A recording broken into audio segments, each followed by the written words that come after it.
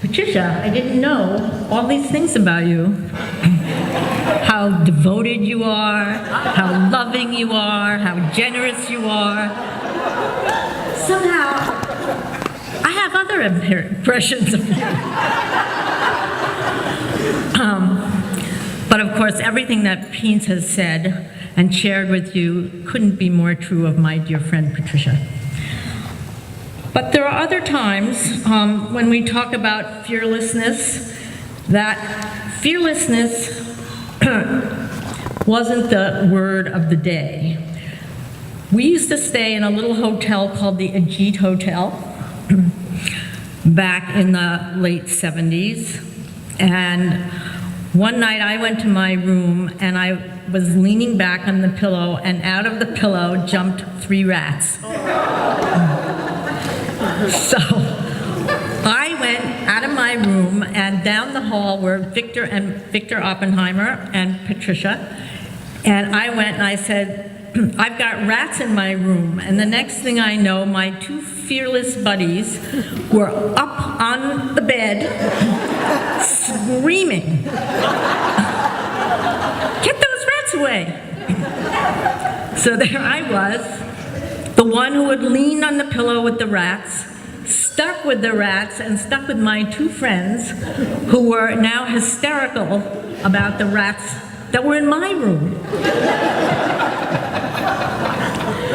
So sometimes fear can be a good thing. And that, of course, I had to call downstairs because clearly I wasn't going to get any help from Victor or Patricia. And I wasn't about to chase the rats. The rats were running around and I wasn't about to chase them myself. So I called downstairs and I said, excuse me, but I have some rats in my room. And they said, "Oh, madam, we'll be up. Don't worry, it's only rats." So that's very typical in India. Nobody seems to think anything is any big deal, especially nature. So after that, that became the room 210 was forever known as the rat room.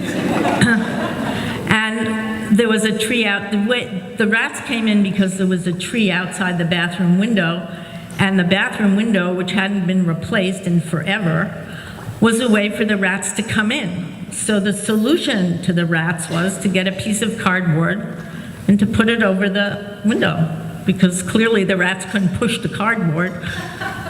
So that was my first introduction to how fearful my very good friends were of nature, of Indian nature.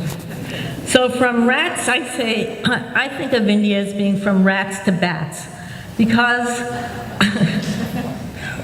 Guruji decided that when he was getting ready to dedicate he had a temple in Bangalore, in Belur, that he was very anxious to refurbish. They had found a statue of Hanuman that went back to the 11th century AD, and he invited all of us to come down and to witness this refurbishing of the temple and the opening of the temple. So everybody was paying strict attention to what was going on, and I'm looking off at the tree where there are these huge bats. They're hanging off the tree. And I'm thinking, started with rats, now I'm looking at bats. So what else is going to be next? And others were just absolutely calm, never noticed those bats at all. And these are huge bats. So when I think of Patricia, I think of all the different things that we have been through together over the years. We've roomed together, we've flown to Paris for a weekend Guruji was giving a workshop in Paris, and Patricia said, "Are you going to go?" And I said, "Yeah, I'm going to go." And she said, "Okay, then I'm going to go." And we shared this tiny little room. You remember that, Patricia? We were in that tiny, crazy little room in the French hotel. But we survived. We didn't have any rats. We didn't have any bats. We just had us learning from Guruji. There are so many times that we would sit on our beds and we would talk to each other about what we hoped for the future. We sat in the 70s in this little room in the Ajit Hotel, and Patricia said to me, I know what I want to do. I want to open a center in Cambridge. I want to have a BKS Iyengar Yoga Center. And I said, but how are you going to do it? And she said, I don't know. But I'm going to get the money together and I'm going to open this center. And that was Patricia being relentless. Patricia's always telling us to be relentless. And she was relentless. And she opened that BKS Iyengar Yoga Center in Cambridge. And she shared Guruji's teaching with all of you. And she made a great example of somebody who found something that they truly believed in and really wanted to share it with the world. And for that, I really admire you, Patricia. I admire your relentlessness. I admire your willingness to put in all the hard work, and I know how hard it was to run that center. And I know how many times it was really difficult, and yet you never gave up. And I think that's a hallmark of Patricia's greatness, that a lot of us are very dedicated. And we were very dedicated to spreading the work of BKS Iyengar. But it was Patricia who took that dedication and really turned it into something terrific. And she put it, you have no idea the hours. Some of you know, you saw in the video the results of her zillions of hours of dedicated practice, of her wondering whether she should wear the green leotard or the red leotard,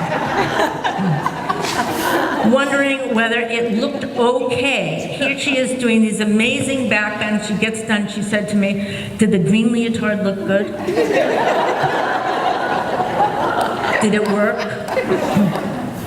But this is Patricia. You know, she's a very human lady. She's somebody who has the concerns of the dedicated teacher. She has the concerns of the dedicated student. She's not just a teacher, she's a student. And she's always been a student of yoga. And when she shares, like today she was sharing her teaching, and she was sharing remembrances of Guruji in the class earlier today.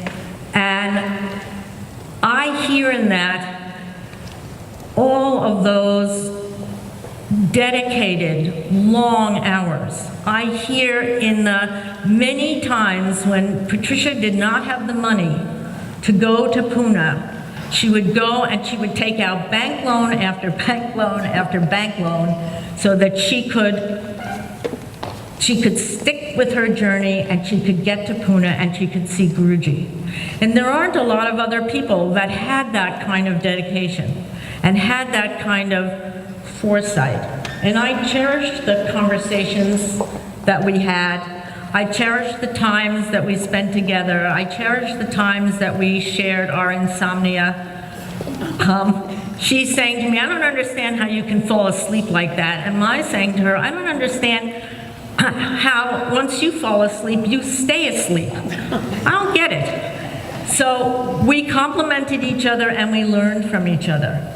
And for me, the times that I have spent with Patricia, and I have spent many times with her, many long hours, we've been through the loss of our parents, we've been through relationship stuff, we've been through sickness, we've been through all kinds of things together. When my mother died, it was Patricia who gave me the best hug when we were up in Rishikesh and we were floating little palm leaf boats. Remember that, when we were standing on the edge of the water and I suddenly started to fall apart. And it was Patricia who pulled me back together. It was Patricia who gave me the big hug. So she said today that Because I was really small, and that's why I'm really wearing high heels. I never wear high heels, but I brought them because I wanted to show that I didn't always have to be that short. And she was always really tall, so now I'm almost as tall as you are. Not quite.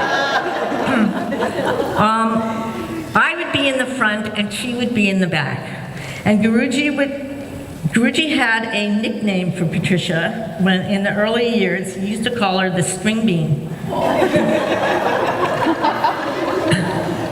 And he would yell at the string bean, hey you, string bean. And I'd be up in the front thinking, aha, she's in the back, but she's getting all the attention. I'm in the front, I'm not getting any attention. She's in the back, she's getting all the attention. So being the tall person wasn't all that bad. I know you have the most marvelous stories, and we could be here all night.